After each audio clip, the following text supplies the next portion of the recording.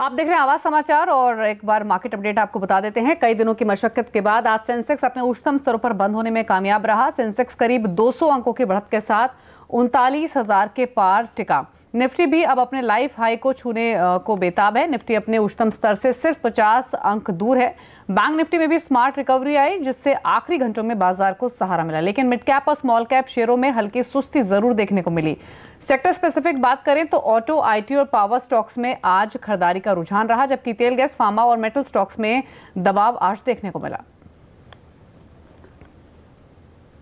और निजी क्षेत्र के कारोबारियों के लिए खुशखबरी है। सुप्रीम कोर्ट ने प्राइवेट सेक्टर कर्मचारियों के पेंशन में भारी वृद्धि का रास्ता साफ कर दिया है। सुप्रीम कोर्ट ने केरल हाईकोर्ट के उस फैसले को जारी रखा है जिसमें ईपीएफओ से कहा गया था कि वह सभी कर्मचारियों को उनकी पूरी सैलरी के हिसाब से पेंशन दे। सुप्रीम कोर्ट ने ईपीएफओ की उस याचिका को खारिज कर दिया है जिसमें केरल हाईकोर्ट के फैसले के खिलाफ याचिका दायर की गई थी। और ईपीएफओ के ट्रस्टी ब्रजेश उपाध्याय ने साफ कर दिया है कि सुप्रीम कोर्ट के आदेश को लागू करने से उनका पूरा फंड मौजूदा पेंशन धारकों को पेंशन देने में खत्म हो जाएगा। भविष्य के लिए कुछ नहीं बचेगा। उन्होंने ये भी कहा है कि कोर्ट में सरकार ने अपना पक्ष सही से नहीं रखा। कहां से इतने पैसे आएंगे अभी देखिए, अभी भी लगभग 1200 करोड़ रुपए की सब्सिडी भारत सरकार देती है मिनिमम 1000 पेंशन देने के लिए। तो पेंशन का पे आउट अगर बढ़ता है तो डेफिसिट बढ़ेगा। अभी सरकार इसकी भरपाई कर रही, सरकार को फर्दर भरपाई करना पड़ेगा। तो गवर्नमेंट ने इसके लिए इनिशिएटिव लेना है और सफिशिएंट बजटरी एलोकेशन आए। नहीं तो ट्रेड यूनियन के नाते मैं जो देख रहा हूँ, जो फ्यूचर के पेंशनर हैं उनका स्टेक दांव पर लग गया। As of now there is sufficient money, क्योंकि ये अभी की किटी में जो पैसा है वो उनका जमा किया हुआ है जिनको 10 साल बाद पेंशन लेनी है। तो अभी के पेंशनर उस पैसे से निपट सकते हैं, बट जब वो पेंशन के लायक बनेंगे तब पैसा नहीं होगा। अभी 1200 करोड़ का डेफिसिट है, फर्दर डेफिसिट रहेगा। तो बीएमएस सरकार से डिमांड करता है कि सरकार इंश्योर करे इस फैसला लागू करते समय कि जितना भी डेफिसिट आएगा उसका बजटरी सपोर्ट एलोकेशन हर साल गवर्नमेंट ऑफ इंडिया करेगी। अगर सरकार ये प्रॉमिस नहीं करती तो इसको लेकर देश में एक बड़ा आंदोलन खड़ा होगा। सर, एक आखिरी सवाल पूछना चाहूँगा कि समस्या कहाँ आ गई? क्या ईपीएफओ अपनी बात ठीक से समझा नहीं पाई कोर्ट में? क्या सरकार की तरफ से ठीक से रिप्रेजेंटेशन नहीं रहा? ये वास्तव में लगता है कि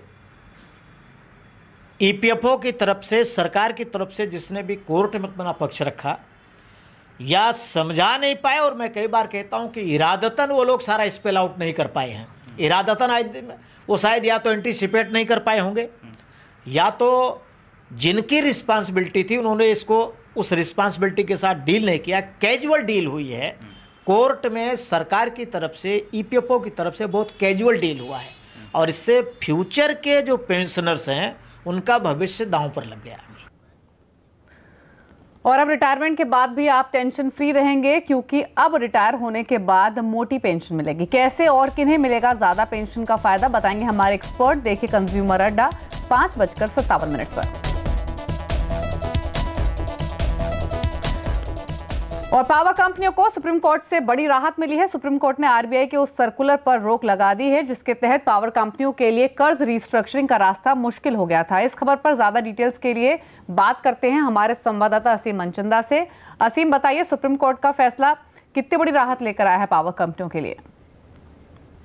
देखिए, 12 फरवरी 2018 को आरबीआई ने एक सर्कुलर जारी किया था और कहा था कि 180 दिन के बाद अगर कोई भी पावर कंपनी एक भी दिन का डिफ़ॉल्ट जो है वो करती है तो बैंकों को उसको एनसीएलटी में जो है लेकर जाना पड़ेगा। जो पावर कंपनी है उसने इसको जो है पहले इलाहाबाद हाई कोर्ट में चुनौती दी थी। इलाहाबाद हाई कोर्ट से उनको कोई राहत जो नहीं मिली थी, तो इसके बाद उन्होंने उसको सुप्रीम कोर्ट में चुनौती दी। सुप्रीम कोर्ट ने सभी पक्षों की राय सुनी और आज अपना ऑर्डर जो है वो दिया है। सुप्रीम कोर्ट के मुताबिक जो आरबीआई का सर्कुलर है वो पूरी तरह से अल्ट्रा वायरलेस है, असंवैधानिक है, पूरी तरह से इलीगल है। आरबीआई इस तरह का सर्कुलर जो है वो पास नहीं कर सकता है। आरबीआई के पास इस तरह के अधिकार नहीं है कि इस तरह का सर्कुलर जो है वो लेकर के आए जो किसी पर्टिकुलरली एक सेक्टर के ऊपर फोकस हो। तो इसको देखते हुए जो पूरी तरह से उसने जो आरबीआई के 12 फरवरी का सर्कुलर है उसको नकार दिया, खासतौर पे कि पावर सेक्टर की कंपनियों के लिए एक बहुत बड़ी राहत है। करीबन 40 कंपनियां थी जिनके ऊपर की एनपीए का खतरा जो है मंडरा रहा है। इनको के ऊपर करीबन 2 लाख करोड़ रुपए का जो है कर्ज है, तो वो पूरा का पूरा एनपीए जो है हो जाता। तो खासतौर पर पावर कंपनी की दलील थी कि हमको जो है अब डिस्कॉम्स जो स्टेट्स है उनसे पेमेंट जो है काफ़ी लेट मिलती है, तो हम इसमें कुछ भी जो है वो नहीं कर सकते। तो पावर कंपनियों को सुप्रीम कोर्ट की तरफ से एक राहत मिली है। आरबीआई को सर्कुलर को पूरी तरह से खारिज जो है वो कर दिया। अब जब बैंक्स जो है वो उनको पावर कंपनियों को एनसीएलटी जो है वो नहीं लेकर के जा सकते, तो एक पावर कंपनियों के लिए एक बहुत बड़ी राहत आज सुप्रीम कोर्ट की तरफ से निकल करके आई है। शुक्रिया असीम, ये अपडेट बताने के लिए। डेफिनेटली एक राहत भरी खबर पावर कंपनियों के लिए, इसलिए जब ये खबर आई तो ज़्यादातर पावर स्टॉक्स में एक तेजी का मूड हमने बनते हुए देखा।